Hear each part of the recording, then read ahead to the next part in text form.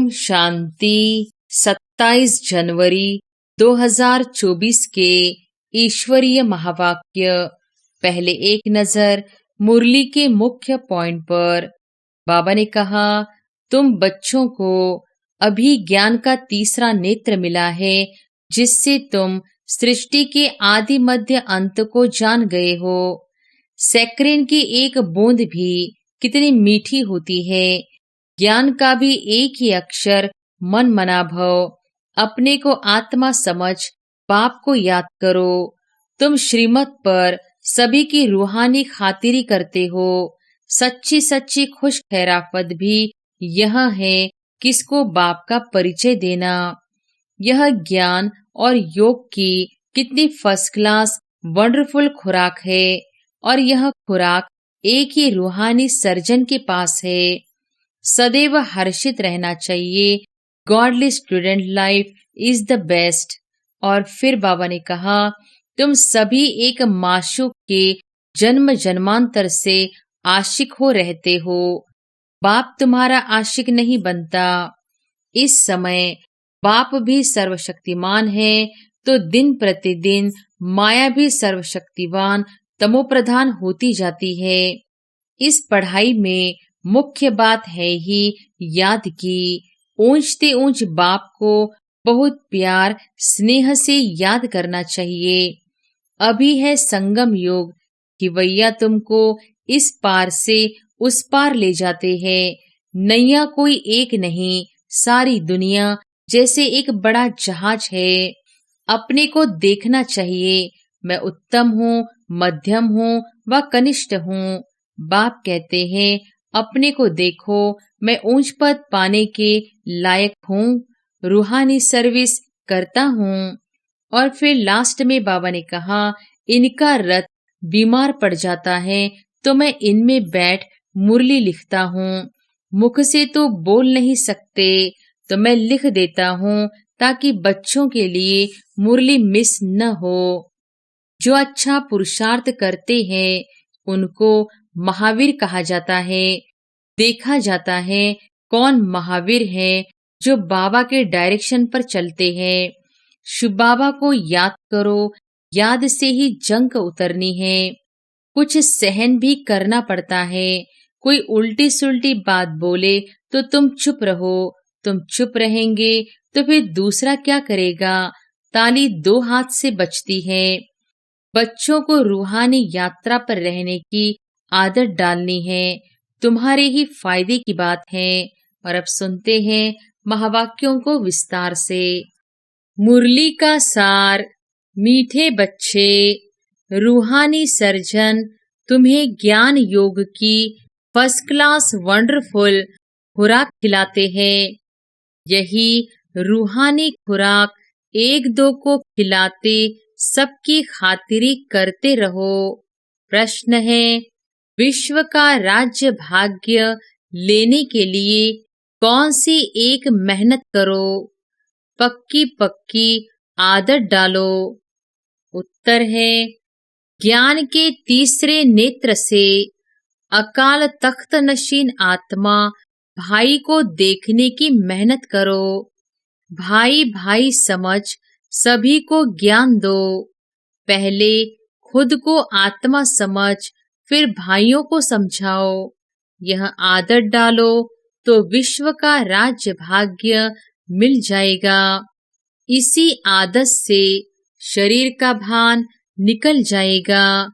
माया के तूफान व बुरे संकल्प भी नहीं आएंगे। दूसरों को ज्ञान का तीर भी अच्छा लगेगा।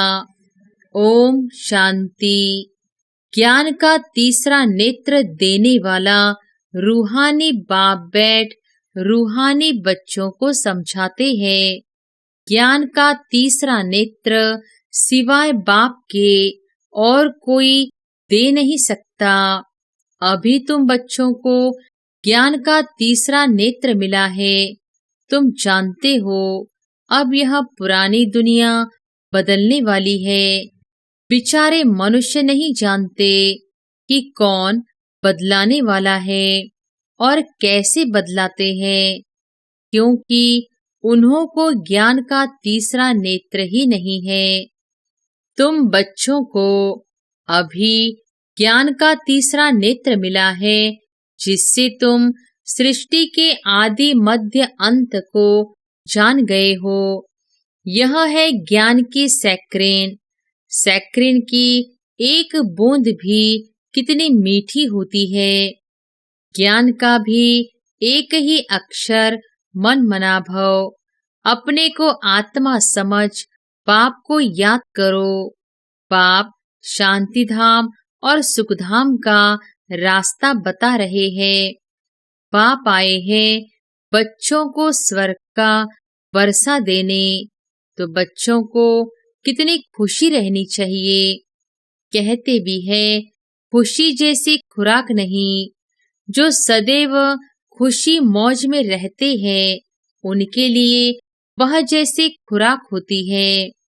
एक के जन्म मौज में रहने की यह जबरदस्त खुराक है।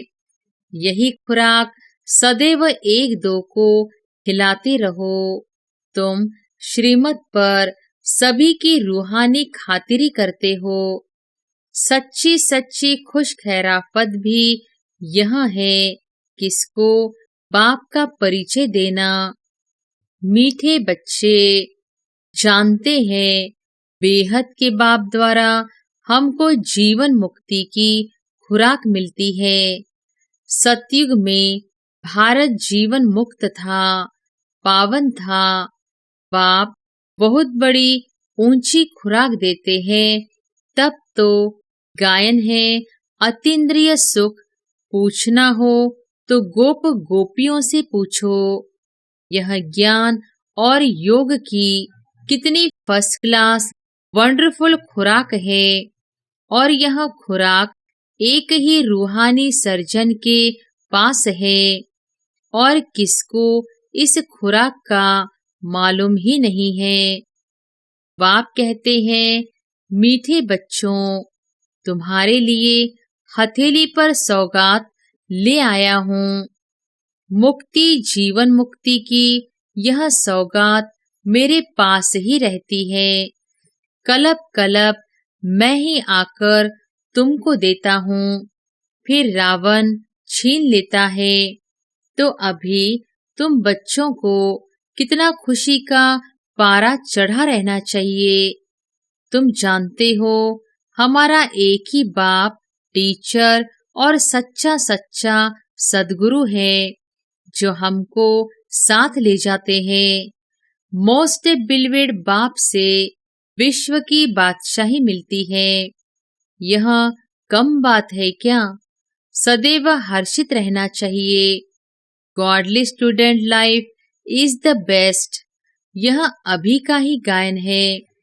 फिर नई दुनिया में भी तुम सदैव खुशियां मनाते रहेंगे। दुनिया नहीं जानती कि सच्ची सच्ची खुशियां कब मनाई जाएंगी। मनुष्यों को तो सतयुग का ज्ञान ही नहीं है, तो यहाँ ही मनाते रहते हैं।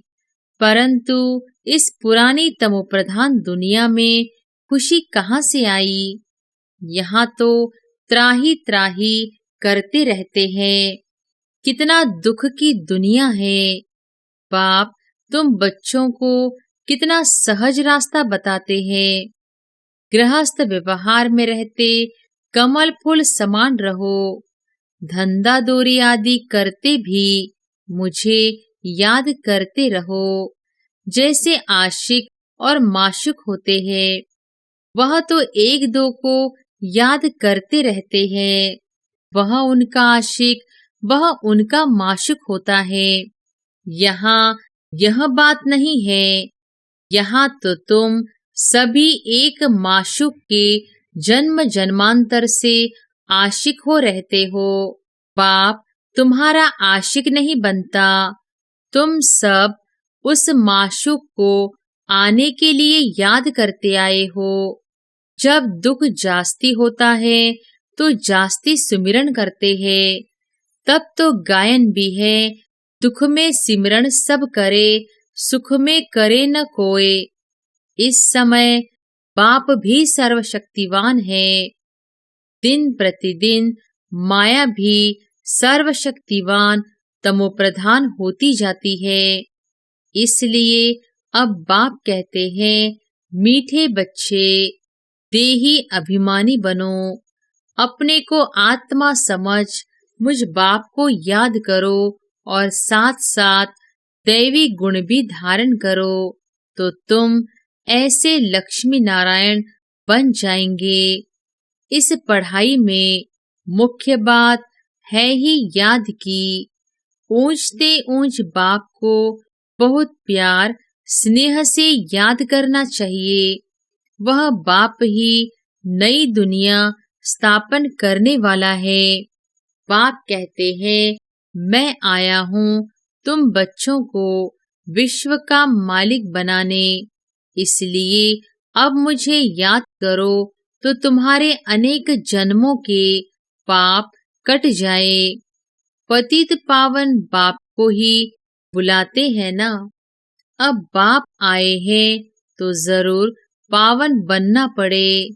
बाप दुख हरता सुख करता है। बरोबर सतयुग में पावन दुनिया थी तो सभी सुखी थे। अब बाप फिर से कहते हैं, बच्चे शांति धाम और सुख धाम को याद करते रहो। अभी है संगम युग। खिवैया तुमको इस पार से उस पार ले जाते हैं। नैया कोई एक नहीं, सारी दुनिया जैसे एक बड़ा जहाज है, उनको पार ले जाते हैं। तुम मीठे बच्चों को कितनी खुशियां होनी चाहिए। तुम्हारे लिए तो सदैव खुशी ही खुशी है। बेहद का बाप हमको पढ़ा रहे हैं। वाह, यह तो कब न सुना न पढ़ा। भगवान वाच, मैं तुमको राजयोग सिखाता हूँ। तुम रूहानी बच्चों को राजयोग सिखा रहा हूँ तो पूरी रीति सीखना चाहिए, धारणा करनी चाहिए, पूरी रीति पढ़ना चाहिए। पढ़ाई में नंबरवार तो सदैव होते ही है। अपने को देखना चाहिए, मैं उत्तम हूँ, मध्यम हूँ व कनिष्ठ हूँ। बाप कहते हैं, अपने को देखो, मैं ऊंच पद पाने के लायक हूँ। रूहानी सर्विस करता हूँ। क्योंकि बाप कहते हैं, बच्चे सर्विसेबल बनो, फॉलो करो। मैं आया ही हूँ सर्विस के लिए, रोज सर्विस करता हूँ। इसलिए ही तो यह रथ लिया है। इनका रथ बीमार पड़ जाता है तो मैं इनमें बैठ मुरली लिखता हूँ। मुख से तो बोल नहीं सकते तो मैं लिख देता हूँ, ताकि बच्चों के लिए मुरली मिस न हो। तो मैं भी सर्विस पर हूँ ना। यह है रूहानी सर्विस। बाप मीठे मीठे बच्चों को समझाते हैं, बच्चे तुम भी बाप की सर्विस में लग जाओ। On God fatherly service. सारे विश्व का मालिक बाप ही तुमको विश्व का मालिक बनाने आए हैं। जो अच्छा पुरुषार्थ करते हैं उनको महावीर कहा जाता है। देखा जाता है कौन महावीर है, जो बाबा के डायरेक्शन पर चलते हैं। बाप का फरमान है, अपने को आत्मा समझ भाई भाई को देखो, इस शरीर को भूल जाओ। बाबा भी इन शरीरों को नहीं देखते हैं। बाप कहते हैं, मैं आत्माओं को देखता हूँ। बाकी यह तो ज्ञान है कि आत्मा शरीर बिगर बोल नहीं सकती। मैं भी इस शरीर में आया हूँ, लोन लिया हुआ है। शरीर के साथ ही आत्मा पढ़ सकती है। बाबा की बैठक यहाँ है। यह है अकाल तख्त। आत्मा अकाल मूर्त है। आत्मा कब छोटी बड़ी नहीं होती है। शरीर छोटा बड़ा होता है। जो भी आत्माएं हैं उन सभी का तख्त यह भ्रकुटी का बीच है। शरीर तो सभी के भिन्न भिन्न होते हैं। किसका अकाल तख्त पुरुष का है, किसका अकाल तख्त स्त्री का है, किसका अकाल तख्त बच्चे का है। बाप बैठ बच्चों को रूहानी ड्रिल सिखलाते हैं। जब कोई से बात करो तो पहले अपने को आत्मा समझो। हम आत्मा फलाने भाई से बात करते हैं। बाप का पैगाम देते हैं कि शिव बाबा को याद करो। याद से ही जंग उतरनी है। सोने में जब अलाय खाद पड़ती है तो सोने की वैल्यू ही कम हो जाती है। तुम आत्माओं में भी जंग पड़ने से वैल्यू लेस हो गए हो। अब फिर पावन बनना है। तुम आत्माओं को अब ज्ञान का तीसरा नेत्र मिला है। उस नेत्र से अपने भाइयों को देखो। भाई भाई को देखने से कर्मेंद्रियां कभी चंचल नहीं होंगी। राज्य भाग्य लेना है, विश्व का मालिक बनना है तो यह मेहनत करो। भाई भाई समझ सभी को ज्ञान दो तो फिर यह आदत पक्की हो जाएगी। सच्चे सच्चे ब्रदर्स तुम सभी हो। बाप भी ऊपर से आए हैं, तुम भी आए हो। बाप बच्चों सहित सर्विस कर रहे हैं। सर्विस करने की बाप हिम्मत देते हैं। हिम्मते मर्दा तो यह प्रैक्टिस करनी है। मैं आत्मा भाई को पढ़ाता हूँ। आत्मा पढ़ती है ना, इसको स्पिरिचुअल नॉलेज कहा जाता है, जो रूहानी बाप से ही मिलती है। संगम पर ही बाप आकर यह नॉलेज देते हैं कि अपने को आत्मा समझो। तुम नंगे अशरीरी आए थे, फिर यहाँ शरीर धारण कर तुमने 84 जन्म पाठ बजाया है। अब फिर वापिस चलना है। इसलिए अपने को आत्मा समझ भाई भाई की दृष्टि से देखना है। यह मेहनत करनी है। अपनी मेहनत करनी है, दूसरे में हमारा क्या जाता।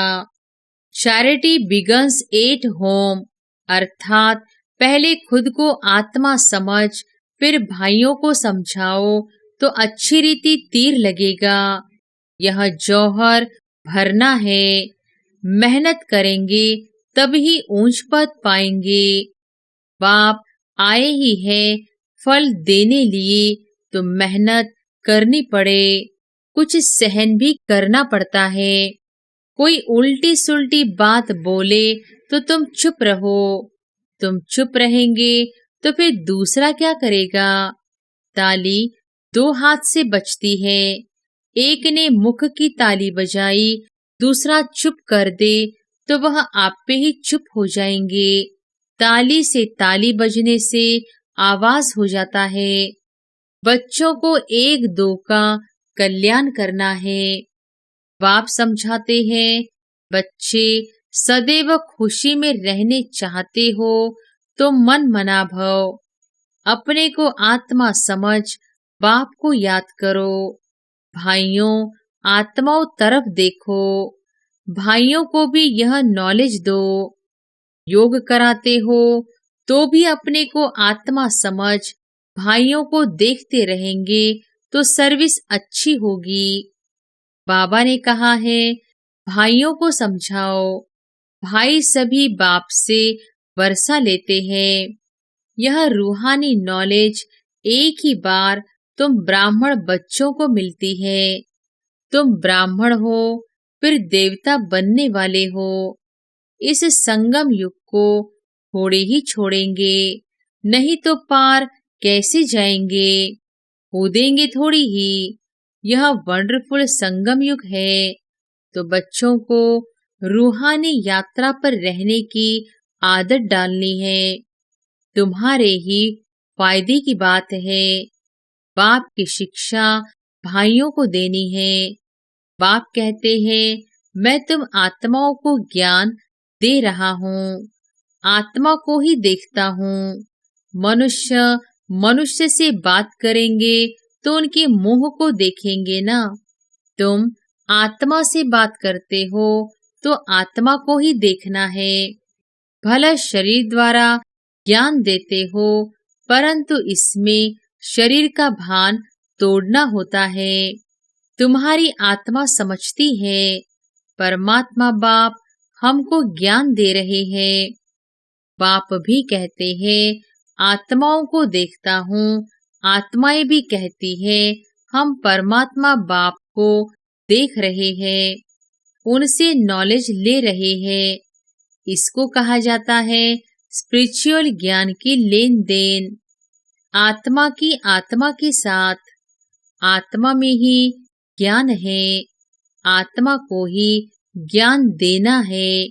यह जैसे जौहर है, तुम्हारे ज्ञान में यह जौहर भर जाएगा तो किसको भी समझाने से झट तीर लग जाएगा। बाप कहते हैं, प्रैक्टिस करके देखो, तीर लगता है ना। यह नई आदत डालनी है तो फिर शरीर का भान निकल जाएगा। माया के तूफान कम आएंगे, बुरे संकल्प नहीं आएंगे, क्रिमिनल आई भी नहीं रहेगी। हम आत्मा ने 84 का चक्र लगाया, अब नाटक पूरा होता है। अब बाबा की याद में रहना है। याद से ही तमो प्रधान से सतो प्रधान बन सतो प्रधान दुनिया के मालिक बन जाएंगे। कितना सहज है। बाप जानते हैं, बच्चों को यह शिक्षा देना भी मेरा पार्ट है, कोई नई बात नहीं। हर 5000 वर्ष बाद हमको आना होता है। मैं बधाईमान हूँ। बच्चों को बैठ समझाता हूँ, मीठे बच्चे, रूहानी याद की यात्रा में रहो तो अंत मते सो गति हो जाएगी। यह अंत काल है ना, मामे कम याद करो तो तुम्हारी सदगति हो जाएगी। यह देही अभिमानी बनने की शिक्षा एक ही बार तुम बच्चों को मिलती है। कितना वंडरफुल ज्ञान है। बाबा वंडरफुल है तो बाबा का ज्ञान भी वंडरफुल है। कब कोई बता न सके। अभी वापस चलना है, इसलिए बाप कहते हैं, मीठे बच्चों, यह प्रैक्टिस करो। अपने को आत्मा समझ आत्मा को ज्ञान दो। तीसरे नेत्र से भाई भाई को देखना है, यही बड़ी मेहनत है। अच्छा, मीठे मीठे सिकिलधे बच्चों प्रति माता पिता बाप दादा का याद प्यार और गुड मॉर्निंग। रूहानी बाप की रूहानी बच्चों को नमस्ते। धारणा के लिए मुख्य सार। पहली पॉइंट, जैसे बाप बच्चों की रूहानी सर्विस पर आए हैं, ऐसे बाप को फॉलो कर रूहानी सर्विस करनी है। बाप के डायरेक्शन पर चल खुशी की खुराक खानी और खिलानी है। दूसरी पॉइंट, कोई उल्टी सुल्टी बात बोले तो चुप रहना है। मुख की ताली नहीं बजानी है, सहन करना है। वरदान है, दृढ़ता की शक्ति से मन बुद्धि को सीट पर सेट करने वाले सहज योगी भव। दृढ़ता की शक्ति से मन बुद्धि को सीट पर सेट करने वाले सहज योगी भव। बच्चों का बाप से प्यार है, इसलिए याद में शक्तिशाली हो बैठने का, चलने का, सेवा करने का अटेंशन बहुत देते हैं। लेकिन मन पर अगर पूरा कंट्रोल नहीं है, मन ऑर्डर में नहीं है, तो थोड़ा टाइम अच्छा बैठते हैं, फिर हिलना डुलना शुरू कर देते हैं। कभी सेट होते, कभी अपसेट, लेकिन एकाग्रता की व दृढ़ता की शक्ति से मन बुद्धि को एकरस स्थिति की सीट पर सेट कर दो तो सहज योगी बन जाएंगे। स्लोगन है, जो भी शक्तियां हैं उन्हें समय पर यूज करो तो बहुत अच्छे अच्छे अनुभव होंगे। जो भी शक्तियां हैं उन्हें समय पर यूज करो तो बहुत बहुत अच्छे अच्छे अनुभव होंगे। अव्यक्त साइलेंस द्वारा डबल लाइट फरिश्ता स्थिति का अनुभव करो। अब हर एक ब्राह्मण ब्रह्मा बाप समान चैतन्य चित्र बने, लाइट और माइट हाउस की झांकी बने। संकल्प शक्ति का, साइलेंस का भाषण तैयार कर कर्मातीत डबल लाइट फरिश्ता स्टेज पर वरदानी मूर्त का पाठ बजाए, तब संपूर्णता समीप आएगी। उस कर्मातीत स्टेज के आधार पर जिसके प्रति जो संकल्प करेंगे उसके पास वह संकल्प पहुंच जाएंगे। अच्छा, ओम शांति।